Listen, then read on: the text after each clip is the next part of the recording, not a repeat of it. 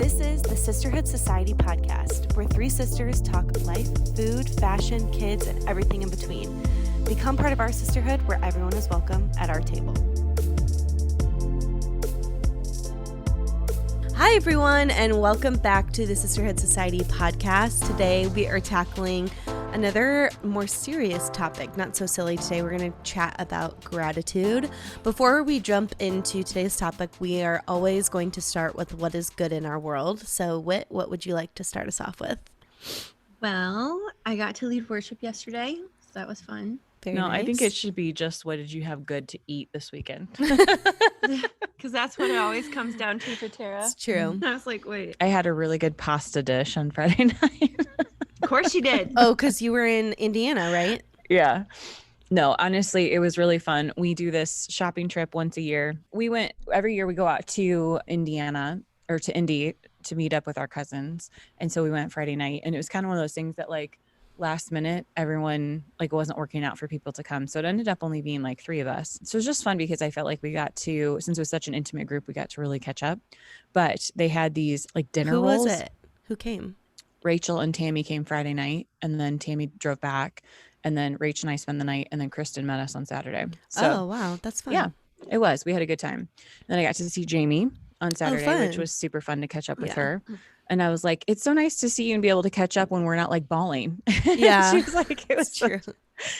We met Jamie she's from Unstuckologist, and we met her at Susie's school, and she was kind of the life coach of that weekend. And so there was a lot of emotion that was coming out that weekend. And so I was like, it's nice to see you when we're not crying.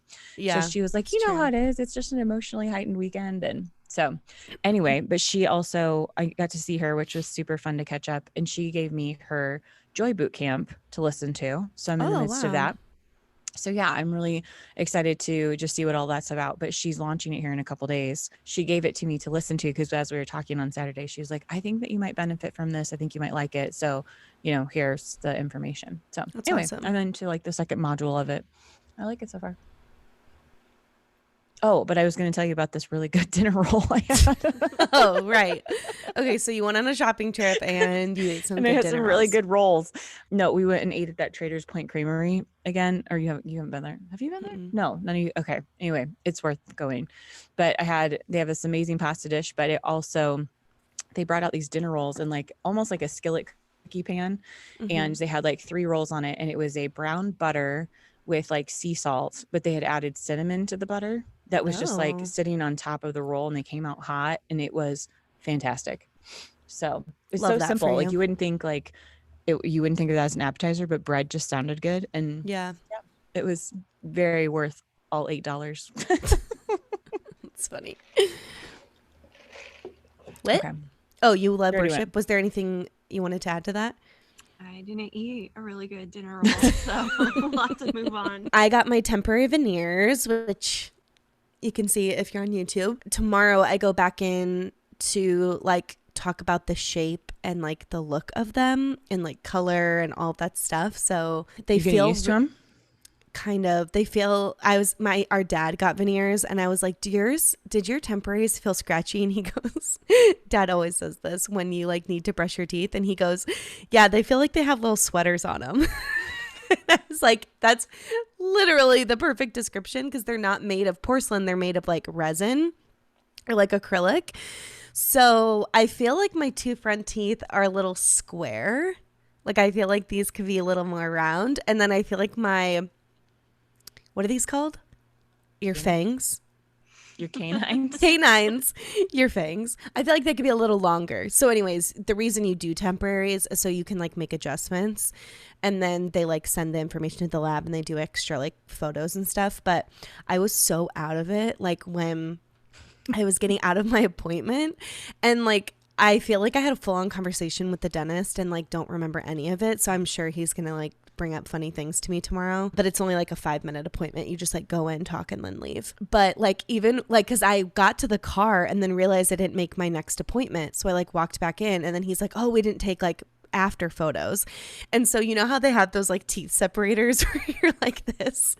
I was like trying to balance because I was so out of it and then have my mouth open. And he was like, "Are you okay?" And I was like, "I'm sorry. I'm just really dizzy right now." And he's like, "Okay, well, lean against the wall." And I'm pretty sure my eyes were closed. So I was like, trying to take the photo with my eyes closed. And then somehow I texted before and after pictures to like, I'm not even exaggerating, you guys, like 35 people in my phone on the way home.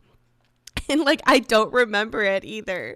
And then I got home and slept on and off until like 8 o'clock. I ordered a bunch of food on Instacart when I was like under the influence of painkillers.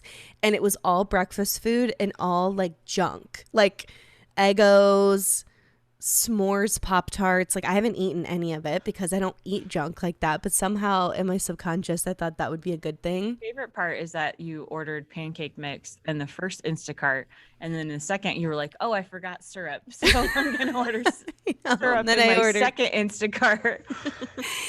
Oh my gosh, it was so weird. So they don't hurt anymore. They just sometimes they ache like after I eat, but since I had to get an implant, my implant puts a lot of like, I feel like my teeth feel really tight, which gives me headaches. But I got off the painkillers after the first day because I just hated the way they made me feel. So anyways, I'm in tip-top shape.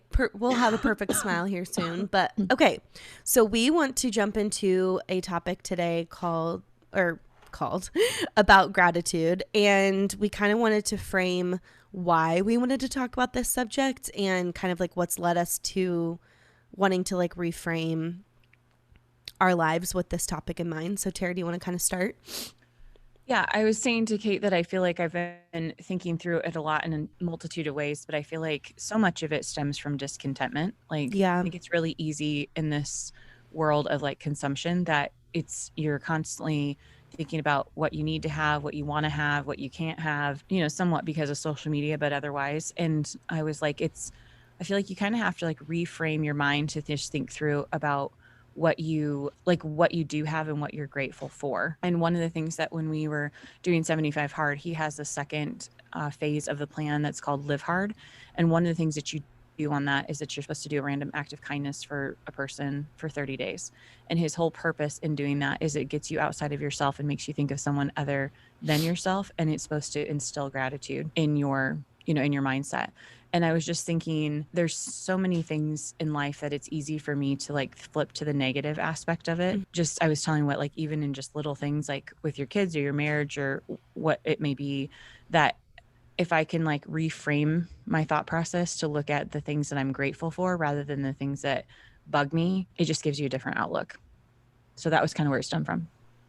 So what I was saying to Whit before we started was that I feel like with social media as a whole, it can be a dangerous trap in making you feel like you don't measure up or that you don't have enough or that you're watching all these people build a home or put in a pool or going on a vacation and you can't do all those things. And so it's really easy to get in this funk of like, man, I suck, you know? Mm-hmm. And so it's kind of like that whole comparison game. But I was realizing, or I was thinking through that when I take away it's kind of like watching the news, right? Sometimes the news can be just too much to take in. And if I just like shut it all off and I just look at like the world in front of me, I'm no longer discontent with what I have in front of me because what I have is the basic needs that I need to function and also the things in my life that make me happy and that make me joyful. And so I think it's a fine balance because I don't think that it just means throwing social media out the window, but I do think that it means that you look at social media with a grain of salt. And because I was talking to my cousins this weekend and we were looking at a design book and the designer that we were looking through doesn't have any issues with like working with color and the patterns, putting lots of patterns and things like that together. And I was saying, you know, isn't it funny how you can get in your head that like having color is bad because right now all the trendy stuff is like white, tan, gray, and you know, black and white and everything like that. And so if you don't have this like monochromatic look, then it's like, oh, my house isn't up to snuff because it's not meeting the trends. Right. And I was like, the reality of it is that it really should just come back to what makes you happy, what you're drawn to, what colors that you like, whether it's on trend or not. Like if it's something that you enjoy and it invokes a response from you when you walk in your house, whether it's like, this makes me peaceful, this makes me feel at rest, this makes me feel joyful. Those are the things that should matter the most, not whether or not it fits like the type of wood that this blogger is putting in their home. So well, and I was gonna piggyback off of that, I feel like a really hot topic we've talked about a lot just because it was a pretty formative experience for us was 75 hard. And you and I had a conversation. We kind of talked about it on the work-life balance episode, but you and I had a conversation last fall where you had said like you were taking your laptop home. Do you remember this? And I said, leave your laptop here. Like nothing's going to get done between 5 and 9. That's really going to move the needle before you go to bed. And then you're like, well, sometimes I have this like nervous energy of like, should I be doing more? Or, you know, and I just remember saying like the only thing that matters is that like you are able to have that time with your kids in the evening and all of that. And so I just remember you had said like, I'm having a hard time enjoying this season of motherhood and I feel like I kind of need like a reset. And I was kind of feeling the same way. Obviously, I'm not a mom yet, but enjoying the season I was in because it's hard with infertility to like understand the waiting. And so trying to make the season of the wait when you're getting a no, like purposeful. And like, how do you really feel, like you're saying, grateful for the time you have now, even if, because you're in a really tough season because your kids are so little. And I feel like it's like mass chaos for you majority of the time because you have ages 1.5 to 7 and you have 4 kids, so you're just in a really busy season of life right now, not to mention that doesn't include running a business on top of it. And so I feel like our mindset when you had texted me about doing 75 hard was kind of just like hitting a refresh button and really feeling like, okay, how do we, I feel like it sounds really dramatic, but almost to like, how do you reclaim your life? And like you're saying, like when you strip back all of the things, like what are you really actually grateful for and what's actually important? And I know doing a workout challenge or a mental toughness challenge doesn't seem like that should be part of it, but regaining your health on a physical standpoint can also help you kind of like reset your mental game. And I feel like just doing that, like one simple thing, like getting outside to do the walks, even being outside, like we were talking about this on Friday, has helped us so much, like clear our head, have that 45 minutes of just like, I get to listen to a podcast I really enjoy, or, you know, a book on tape, or just like having time to like sort through your thoughts and pray has really actually helped me in a lot of ways, like feel more grateful for what I have because it's a time to step away.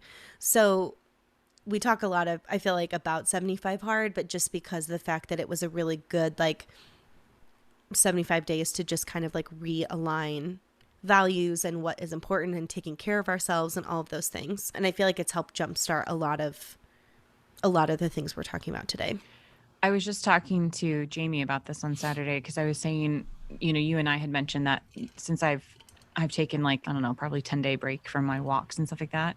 And Friday I hit the peak of where I was like, I've got to get back to this because I've noticed how much it affects my mental health.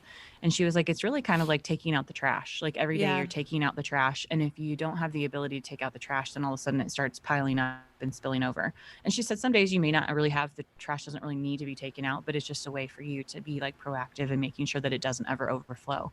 Right. And I was like, that's such a really good analogy because the reality is that that's what I noticed, that I've had a sense of calm come over my house because I don't feel chaotic. My head doesn't feel chaotic because I've had that time to be able to get out and just have like a minute to be able to like think through. It was my decompression time. And, you know, we didn't have our babysitter. And so I brought the kids to work with me, and like Briggs broke a glass ornament the second he was here. Then later on, he like dropped a champagne glass and busted glass all over the kitchen. And then he was trying to be on our live video, and then he almost knocked over like a big cylinder vase. So by the time I left here at 1, I just felt like my nerves were fried. My anxiety was like a level 10. And I was just literally ready to go through the roof. And I get on the phone. Brian's supposed to be home by 2:00. And he basically tells me like, it's going to be a couple more hours. And I lost my ever living shit on him on the phone. And I was like, I just wasted my entire morning with the kids at the office, blah, blah, blah. And he was like, I'm at the car wash. I'll be home by 2. And I was like, why? Like, why? You know what I mean? You're like, don't joke about this. Yeah. I was just like, you know better than to like try to joke about that. So anyway, I just felt like it took me probably the first hour in the car to just have like a minute to just like take a deep breath, have some time to like think to myself, have some time to decompress. And it's just, I think that if it's that statement of like, if mama ain't happy, nobody's happy is so Mm-hmm. true when it comes to like your home, because you really are the one that sets the tone for Mm-hmm. what goes on in your house. And I've noticed has made a big difference. Back to the statement about taking out the trash, even on a biological level, your lymphatic system works that way. It's essentially, your lymphatic system is essentially what takes out the trash. Like it moves the toxins out of your body. And so the way to do that is like exercise, so sweating, and then obviously peeing, so drinking a lot of water. Like you need that to be functioning and functioning well in order to get the toxins out of your body that literally kind of get in the way of things working correctly. So it makes sense, like just even adding a walk in and being out in the sun and with vitamin D, like of course that's going to help, like even not even just mentally but biologically. It helps your body so much. One thing I've thought a lot about contentment is I have a close friend that, I don't know if this is a popular phrase or she just made it up, but she said comparison is the thief of joy. And I've said that before too, either like on a live video or just in general, but I feel like that's one thing that really robs women of contentment and gratitude, is like constantly looking to your left and to your right. And this is going to sound like a really stupid comparison, but one thing I've noticed with getting my teeth fixed is every single person I've talked to is like, I didn't realize you had bad teeth. Like everyone's like, oh, I never looked at your teeth. And I'm like, really? Like it was like such this huge, like, you know, self-conscious area for me. And since I'd had trauma to my mouth as a kid, like I just always felt like people knew it. And like, you know, it was always in your head, but like nobody else really cares about whatever you're self-conscious about. And so just, even when you are like scrolling social media or looking at your friends' lives, like I even had a moment like that this morning where I was starting to feel, especially with a baby conversation or just friends growing in their career, it's hard to not feel like you're getting left behind. Like you should be doing more, you should be further along. When in reality, if you have like true community in your life and you have like real conversations, everybody has stuff. Like everybody has things in their life that they're struggling with. And if you take a bird's eye view of their life, of course things look great. But then when you dig a little deeper, you know that there's something everyone is dealing with. Like, and so that's why they say, like, you know, don't judge the outside, you know, highlight reel of someone's social media. Because of course, why would they share constantly what's negative? Like people don't want to look at or hear about what's bad going on in your life. Like they want to be like, oh, I'd love to see your vacation or your new outfit for whatever, you know what I mean? Because that's more fun. And it's not fun to share what's hard in your life. And those conversations, I feel like, are really what takes place in a small setting where you have people you do life with and you can say like, hey, this is really tough. Or you have close enough friends that have the wherewithal to like actually check on you and be like, how's your heart? And not just like, how's it going? Like you get past that surface level and you can actually like unload, you know what I mean? And I feel like I've always surrounded myself with people that are able to pick up on when things are bad. Actually, this is such a stupid story, but I had gotten a UTI a couple weekends ago. Like this is probably a month and a half ago. And one of my best friends and I were going to go to this bookstore. And it was her first time. It was Parnassus, which I took Whitney to. And it's like the dreamiest bookstore. It feels like the closest thing I can compare it to is like the bookstore from You've Got Mail. It's like got twinkle lights and it has like a really cute kids room. And like the employees are so sweet and they have the best selection. And they're like rated top 10 in the nation. And so she had never been, and I wanted to take her there because she's like just as obsessed with reading as I am. And I was trying to be peppy, but I was really miserable. Like I just didn't feel good, and I didn't want to bail on her because we'd made these plans. So we go through the whole store, we pick out our books, and we get to the car, and she was like, it was so fun being with you. And then she was like, are you okay? Like I was like, actually, I have a UTI and I just don't feel good. And I was like, I was trying to fake it. And she like could tell that I like wasn't myself. And I was like, I actually feel grateful to have friends that know, you know what I mean? Like that can actually tell that I'm not right or like something's wrong. And she was like, no, I'm just really intuitive to like people's feelings and emotions. And I can just tell you weren't yourself. And I was like, no, I feel like really like grateful that I have a friend that can tell, you know what I mean? So it was just like, it was a sweet moment, even though I didn't feel good, that I was like, wow, it's really cool that she knew that something was wrong. But anyways, we wanted to actually spend some time just kind of discussing things that we feel maybe that our perspective has shifted on, or things we feel grateful for, that like maybe scenarios have made us feel this way, or just general things and that we feel grateful for. Tara, do you want to go first? One thing I was going to just to spin off of what you were saying with friendships, I feel like as you know, as you get older, there's only so many friendships that you can keep up with, right? Yeah. And it's kind of like that whole friends for a reason, friends for a season, friends for a lifetime. For life, yeah. And I think that that is something that has become more prominent in my life as I've gotten older, because I have some friendships that, you know, you still love the people, but when you're with them, it's just different. And whether they've changed or you've both changed, or maybe you're just looking for different things, right? Like friendships now to me are people that can be really, truly open and honest, and can be like where you can talk through like your struggles. Like I want someone who I can sit down with, one, and feels like no time has elapsed between us. Like if we haven't seen each other in a year, and also to be able to like talk through life. I don't want like a surfacey relationship, right? Like I truly want those friendships to be life-giving. And so I do think that while it's hard to sometimes like say goodbye or put on pause relationships that are not serving you anymore, you do have to move forward with the ones that make the most sense for like where you're going to place your energy and which ones you are getting, you know, joy from. And that's really hard. I feel like I'm in the minority of being an extrovert. I would say you're an extrovert. I would say for the most part, I feel like I kind of ride the line. I wouldn't consider myself an introvert, but I feel like I'm somewhere in the middle. You're in the middle. Yeah. I was going to say, whenever I do polls on Instagram, it's like 30-70. Like more people, I feel like, identify as an introvert. But as an extrovert, it's so hard for me to not feel pressure on friendships, especially if I make a new friendship. Like I know you've said this too, but you like see someone and you're like, we should get coffee, or like we should hang out. And then you see him again and you haven't made that plan yet. You're like, dang it. Like I'm almost embarrassed that I haven't like made plans. But I also have, the older I get, and if work is a lot of pressure, we have a lot going on, I also really look forward to the evenings that I have nothing going on too. Like I need a balance of both, even being an extrovert. But I think that's something that I've had to like really be careful of, is also like not filling up my schedule too much or putting pressure on myself to extend plans constantly, because that's when you have a tendency to hit like burnout, or like you said, you can't possibly be all things to all people.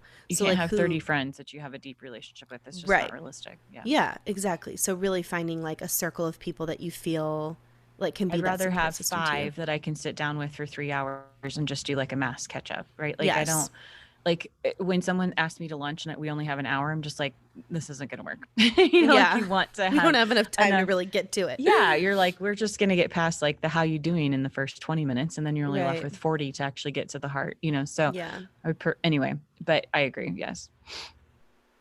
Anything to add, Whit? No. I didn't know if you had any thoughts. Okay, so I'm just going to dive right into what I'm thankful for first. And I know this is kind of a cliche answer, but I've just thought about this so much lately with COVID, but I'm so grateful for my health. And just going over the whole conversation with 75 hard, and one thing that I have made a point since our health coach Renee and I've talked through this, is to, when I look in the mirror and I'm either like getting dressed or undressed and I see myself in undies or whatever, I want to I was just going to relate back to your health. Sorry. I used to look in the mirror and say really negative things to myself. And instead, Renee was saying like, you need to look in the mirror and say like, I'm so grateful that I am capable of being able to work out. Like when I would say I would dread meeting with my personal trainer, not because I don't like my personal trainer, but just because I didn't feel like working out, she'd be like, but instead, can you believe that you have an able body, that you're even able to do that? Like, or that you can afford to pay for personal training. Like there's so many other things that you could be thinking than constantly like sitting in the negative. And our dad recently had a health scare, and I've had friends have parents that have passed away prematurely. And just recently, I feel like there's been so much sickness that has made me so grateful for what my body is able to do. And I think about that every time I'm on my walks. Like I'm so grateful that I can be out here in the sunshine walking when there's some people that can't even do this. Or that day when I was at the salon and I helped that woman that was blind to the bathroom and I like cried in the stall after. Like, I can't, like, I'm so grateful for my sight. Like, all things that my body is able to do and function has been like a huge thing, just because it would be easy for me to sit in the negative of like the infertility stuff too and be like, our bodies can't produce a baby, instead of being like, no, my body is so strong and has been able to do XYZ. I feel like that's been a huge thing for me to really think about, instead of constantly thinking like, why isn't my body losing enough weight? Which is so something I feel like women dial in on, and every eating plan is like, I'm going to do this so I can lose 5 pounds. And there was this like really popular reel going on from that TikToker where she was like, I posted it this weekend, where she's like, hey, just a reminder, you don't have to lose 5 pounds before the next wedding you go to. Like, you can just go to the wedding and like you can buy a dress that fits you now, and you're going to look great and you don't have to lose those 5 pounds. So if you're like trying to like lose 5 pounds before your next big event, like, you don't have to do that. And I was like, that is such good truth to like hold on to, and just be like, you're right. Why am I putting so much pressure on myself to do that? You know what I mean? Yeah. What about you? What are you grateful for? So mine's a little bit of a story. Let's hear it. So back when we lived in our old house, it was a really, really old, super old brick house that needed like a full revamp reno. And it was getting pretty small. So we decided we were going to buy a new house. And we had actually started the long process of designing a new house we were going to build. But each time we met with the builder, like, our budget kept getting stretched. And if I wanted something else, it was going to add more to it. And we ended up having to go back down to like 3 bedrooms, 2 bathrooms, like even smaller than what we had originally planned. And so I was just like praying over it. And our cousin that lived around the corner from Tara had mentioned that she was going to be selling her house. And my mom was like, Whit, you have to jump on this. You need to get this house. And I'm like, but it's all in my brain. It's always going to be Heidi's house. Like, it's not going to be my own house. And like, I love that house, but it also is like the exact same layout as Tara's for the most part. And I was like, I already had my heart set on building what I wanted. And I'm pretty sure Mom was praying behind the scenes and was like, God, you need to change her heart. Like, I know she was, actually. I know she was. And I know she got her prayer team on it. I know that she had like Kate and Tara praying. I'm pretty sure she had like an army of prayers going behind the scenes because my mom wanted us to get this house. And finally, I had come to my senses because Heidi's home had everything we wanted. Like, had the bedrooms we needed, had the bathrooms we needed, had a playroom, had a basement, had like bonus areas, had an office for Isaac, like all this stuff, had a dining room. And so we ended up buying Heidi's house, and it was literally just like a huge heart change for me. And like, I remember I had written a post on Facebook. This will be about 6 years ago in June, but I remember like everything about the move made me anxious. Like, I had a lot of anxiety because when you move into a new house, you have to like furnish it. You have to like, if you don't like the paint colors, you have to change it. Although I loved all of Heidi's paint colors. I still have them in my house. I haven't changed anything. But like, there was a ton of stuff that needed that, like, as we were trying to settle in, trying to make it our own, and a lot of expenses started to rack up. And there was one day where I was sitting in my living room and I was just like having my quiet time, and I was looking around the house and I was like, Dad bought that. Rebecca and Matt made that. Like, Aunt Kara gave us those. Mom bought us those. Heidi gave you some. Heidi literally gave us like half of her furniture. She's like, we're not going to take this. You want to? I know Heidi gave you so much stuff. She gave us so much stuff. And I was just like looking around the house, and I was just like, all of a sudden it switched from being like extremely anxious about having to do all these things to all of a sudden being just like extremely grateful and having like the hands of like my family and friends on this house. Like, everywhere I looked, I could see something that was like given to us, or like God like blessed us with. And I haven't forgotten that. Like, every time I sit down in my living room now, I like think of that. And how grateful I am for like such a wonderful, it's not just like a house that we randomly built. Like, this house was built like with our family and friends help and like from God of like all the things he had given us, like way more than I was expecting. And I just kind of had to hand over what I thought I wanted. And then he gave me what we actually needed. And yeah, I'm just really like, my home is now like my sense of calm and my safe space. And we're finally now being really intentional with each space, and it just keeps getting better. And that's one thing I'm extremely grateful for and blessed. And it's something that I can't not walk into it and not be grateful. Yeah. For what I God love has that. given.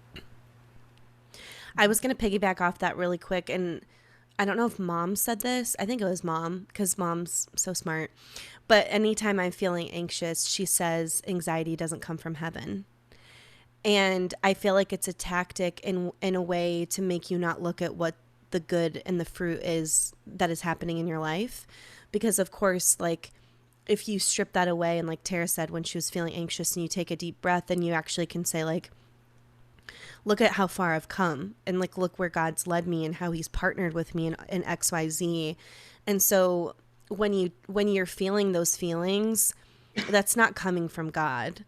Like, that anxiety and that fear is the exact opposite of what he wants you to feel, because obviously having faith and trust in the Lord is difficult, because it's like that verse where you have to have faith in something you can't see, right?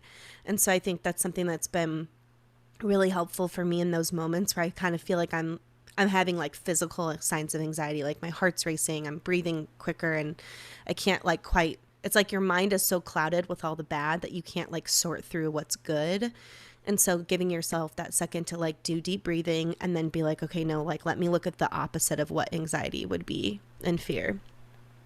I think that's always really helpful, and that's something mom taught me. I feel like the devil works in distraction. Yeah. Like the smoke and mirrors wants to distract you, take your focus off. Like, and it's always small annoyances that really can get you. Yeah. And really, I'm to the point now where I'm just like, roll my eyes. Because I'm like, one more thing like, to deal with. God allows it because there's always something good that can come from it. But yeah, I feel like the devil works in distractions. Yeah. Is kind of the main thing. And just kind of keeping your eyes back on Jesus and focusing on how he can make it for our good and for his glory. Tara? My next one, which I feel like this is somewhat cliche, but I was thinking, especially lately, but just in general, that how grateful I am to have parents that have been so supportive and have really been like truly best friends. Like, I feel like a lot of times when we have the relationship that the three of us have is hard to come by with a lot of siblings. And I feel like if you're going through situations in life, if you don't have a really good support system, those scenarios are really hard to navigate. And so I think that started with mom and dad and their example that they set, but also, you know, having their guidance even up through, you know, this stage of life. There's a lot of times that I still very much feel like a kid in that scenario and look to them for their, like, what they would do in that scenario. Like, I feel like I still very much need them. And so I'm grateful for one, still having them here, especially as they're, you know, getting older. I mean, dad's health scare or whatever, I think puts everything into perspective, that you're just like, don't go anywhere. You know, like, we still need you here. We still have wisdom to extract from you. Did you guys like how I was sending you so many pictures of dad? I went over there to see him. Was that yesterday or 2 days ago? It was a Saturday. And I kept being like, doesn't he look so different? Doesn't he look so healthy? And like, I'm like, is it making you guys feel any better? Is it just me?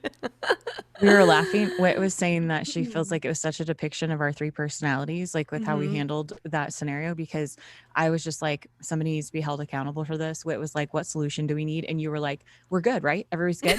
Yep, I kept being like, Mom, are you all right? Is there anything I can do to help you? Should I take out the dogs? Do you need me to make you dinner? Kate's so like, funny.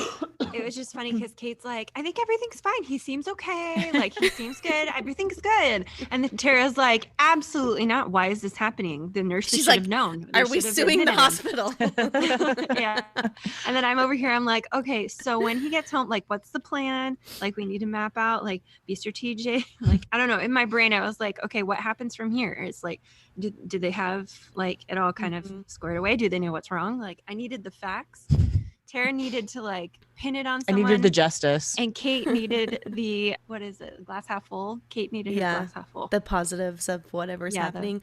It was cute because I was like, so our dad, someone gave him a little Weeble Wobble back when he was first in business. And it's one of those toys where you can push it and it never falls down. And he always said if he creates a book or writes a book, he would say the Weeble wobbles but never falls down.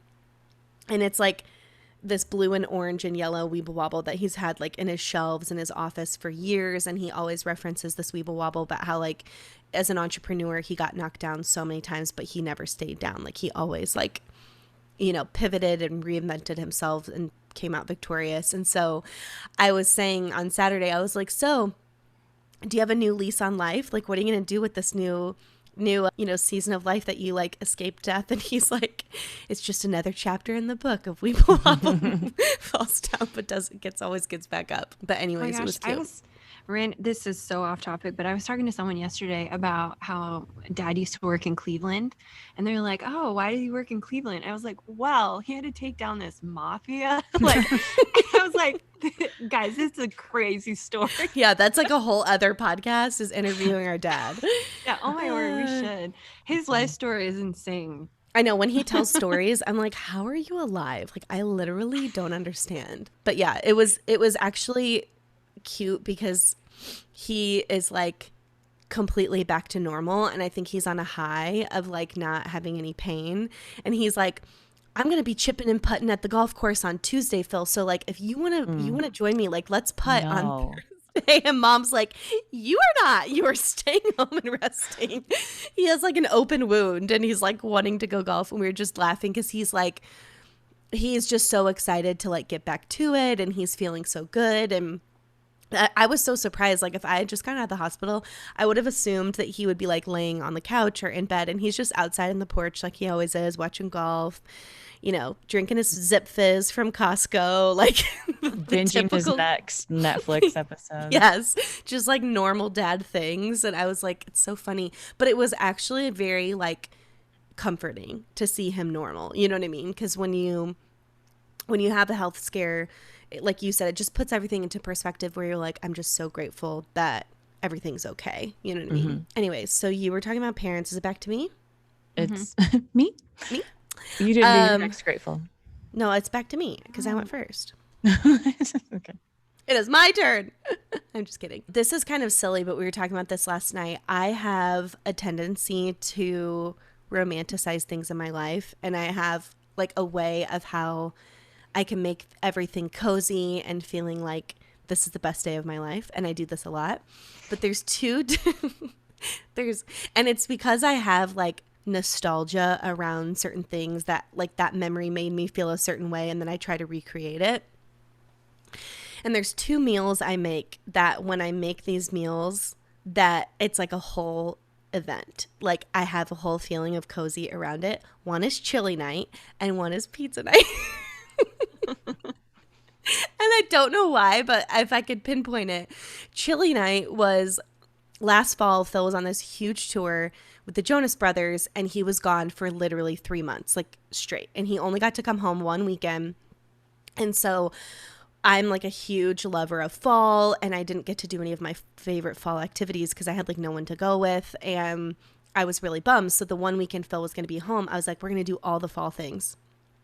And so he was like, I want to, like, a classic chili. And I was like, no problem. I'm going to figure out the most gorgeous chili recipe, and we're going to have chili and make cornbread. I have a bomb one if you want. Really? Oh my God. Did it have sweet potatoes in it? No, I made, like, a classic chili. And then I actually took Phil's mom's recipe that he really liked, and I, like, doctored it up with some other things, and it ended up being amazing. And so every couple of weeks I'll make chili, and I get, like, so excited about chili night. And the other night I made it, like, last Monday, and we're sitting there and we have our bowls and we're like randomly watching American Idol. And I like turned to Phil and I was like, there's just something special about chili night. He was like dying laughing. He was like, you're so weird. Like, why is chili night so special? I was like, I don't know. It's just the feeling of chili night. But my favorite thing about my house is I always wanted a house where I could see the TV so I could play like from my island, so that if I was cooking or like baking, that I could put on my favorite Nancy Meyers movies. So I rotate between like You've Got Mail, some It's Complicated, Some's Gotta Give, The Holiday, and I put that on, or I listen to Nancy Meyers playlist because there's a bunch of really good ones on Spotify, and just like the windows are open. You know what I mean? There's just like that cozy feeling of like aesthetic. Yeah, it's the aesthetic. And so I did that yesterday. I put a Nancy Meyers movie on. We were cooking for friends that were coming over last night, and we like crushed it. We like had the best meal. And the whole time I was sitting there, I was like, I'm so grateful for this house, and I'm so grateful for this memory, and I'll remember this cookout forever. I will remember this beer can chicken for the rest of my life. I was just talking about this on Friday when Alec Baldwin was like, this room. Yes. Take a mental picture of it. Click. There's your friend's reference for this episode. Literally, that is me. Like, I make everything in my mind. I think I get it from Mom, because we've said this before. Mom's always like, we have to make memories. Like, how are we going to make memories? And so I have a tendency to be like, everything is really special, or like if the weather is really nice, or like I'll be like, okay, we're going to sit outside and we're going to make this type of snack, and we're going to like make this TikTok drink I found. It's going to be so great. Like, I don't know. Like, I just have a tendency to try to make everything like cozy and fun, intentional. I think that's good.